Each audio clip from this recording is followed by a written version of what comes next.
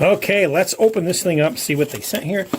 Remember, everything I'm going to be using in this video is going to be linked below, guys, if you're curious. A lot of things that I use, things that I prefer, you might not, but we don't need a lot today. We need some strings, and I'm actually going to be running some flat wounds on this today, so it's going to be very cool. We're gonna lemon oil up that fretboard while we're at it, and this is some of the tools. We don't need a fret file today. I'll leave a link to one though.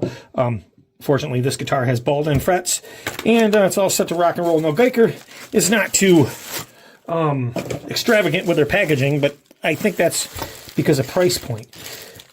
Okay, so we're gonna get into a little bag of goodies here first before we do anything else. Let's. They got a little bag of goodies that comes with it. Probably some tools that we're gonna need. And what I'm noticing, okay, here's our studs for our tailpiece tremolo, and it also comes with a type of locking nut. Now, I'm not sure if I'm going to be using this or not.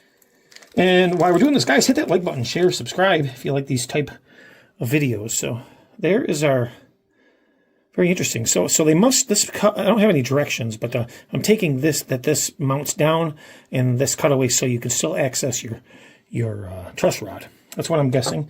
Then we got a couple washers here. I'm pretty sure I know where those go. And we have some Allen keys here.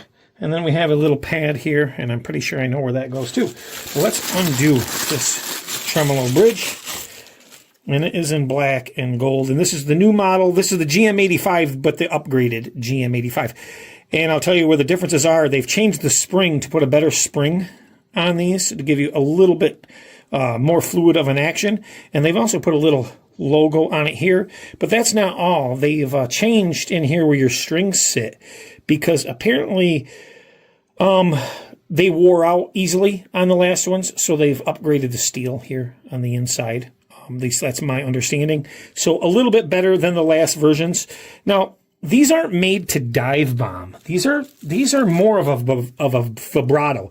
They call them a tremolo, but they're not. They're really a vibrato. They're for light vibrato. They're not for dive bombing. So let's move our stuff over here, and let's just see how easy this is to install. I'm going to keep this in real time for you guys, okay? Installation. The guitar has already had the strings cut off of it, and this is a Les Paul copy. This is not an actual Les Paul. It's a copy, and it does have authentic Gibson parts in it, Gibson pots, and with switch and what have you, and it sounds fantastic. P90s. Switchcraft switch. So there's our bridge. We're going to throw that on there. So I just want to show you guys how easy this is and exactly what you need. Now, a lot of people will get under here and they'll use a hammer and a rag to pull these out. And I'm going to tell you, you don't want to do that. Let me zoom in a little closer here. You don't want to do that, okay? Why risk damaging your guitar when you can do it quite easily? What you're going to want to do is go out and get yourself an M8 1.25 by 50 long bolt, okay? I got one right here, and we simply screw this down all the way, and this is gonna show you what we're doing here. And this is gonna pull this right out. We get on it with our ratchet real quick. There we go. We're starting to hit, and we just ratchet it out. It's gonna pull it right out. Now be careful, because when we put these back in, we want to make sure that our ground is still in there. So we have a ground right here inside, if you guys can see that in there. We got a ground that this goes to. So I'm going to show you guys something else you might want to do here. So I'm going to pull these, and we just do that. We do the same thing on this side. Now, grounding issues. I'm just going to give you guys experience, okay? We're going to want to scuff this up a little bit to get ourselves a bit of a ground spot where that wire will ride against, because we don't want any static or anything like that when we get done. So these walk out really easy, guys. It shouldn't be difficult. Now, if you're with a hammer, sometimes they don't come out easy, but this is the easiest way. You get the right bolt, right tool. Same with your studs for your bridge. You find the right bolts, you put them in. Same thing all the way down. You're not going to go through the backside, because you're just not. If you use something pointy, you might. Don't use something pointy. But let's get those out of there, just like that. And then what we can do here is I'm gonna install this side, but I'm gonna take, this is the new one, okay? So we'll install this side real quick. And theoretically, they should be about the same. There. Okay. But what I want to do here is just take a little bit of color off of the black to give me a better grounding point. There. Okay, now we got a good contact point. I didn't take any material, it's just the color coming off, and as you can see, there's a lot of brass in there. So we want to take this and line it up where our thing is, and it's going to press down a little harder because there we go. And what I'm going to do is run this in just a smidgen. Take the end of this because heck, there's a mallet. Just making sure it's tapped down and seated properly. Same thing, couple threads, light tap.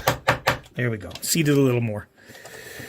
So there we go. So there's that. Now what we got to do is we're going to take this right here. Now you'll see that we have a spring right here. Okay. Now before you have a screw right here. Before you do anything, let's just make sure everything is seated and tight, which it is. Okay. Just double check that just in case. It's easier to do it now than go back. But what we're going to want to do is kind of eyeball this right now. There's that and there's that, and hold it there. So let's see that here. I want to make sure that it sits flush before we do anything, and everything's good. Is that going to be flush? Yes, that's flush. Okay. So there's our washers. That's going to keep it from backing out.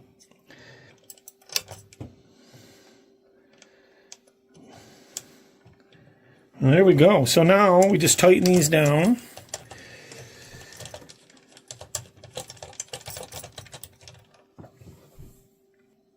Okay, now we're going to tighten this. I'm just snugging it at first here. Nice and snug. Not over tight, but snug. There. That is the install. This is, wow. And it feels very nice. That is the install of this bridge. So how simple was that, guys?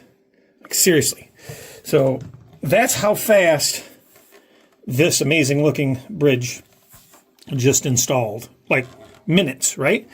Now we just got to string it up. Now, strings, like I said, we're doing flat wounds on this thing. These are D'Addario Chromes. They're a 10 to 48. They're kind of weird. You go 10, 14, 20, 28, 38, 48. Nice jazz side. They're considered an extra light.